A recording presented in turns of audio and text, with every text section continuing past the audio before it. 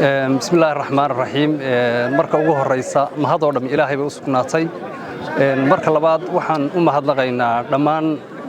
marti sharafta oo ugu horeeyaan xubnaha inagala jooga dawladda bahda wasaaradda sportska salaadiinta saxaafadda iyo dhalinyarada salaanka bacdi kulankeena qurux badan aynu caawa joogno wuxuu daaran yahay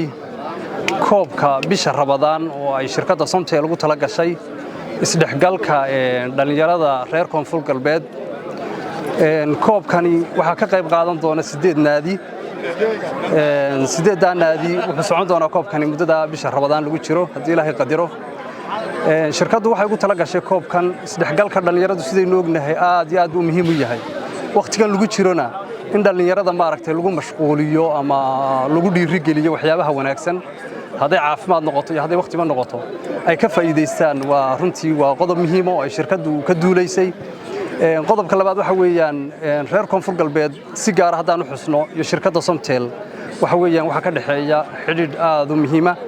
waxay ka mid yihiin macaamiisha ugu ballaaran ee adeegsada shirkadda Somtel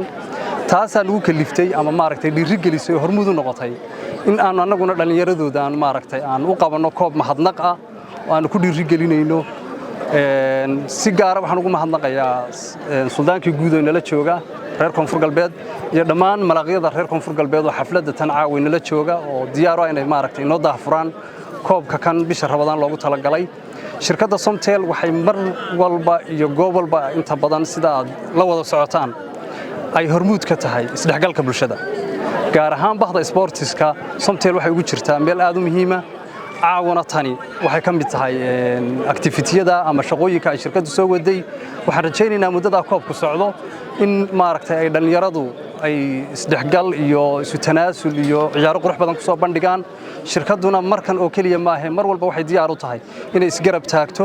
waa soo dhaweynaynaa dhammaan waa mahadnaqayaa maaragtay madaxda dawladda inagala joogta oo waqtigooda quruxda badan inoo soo huray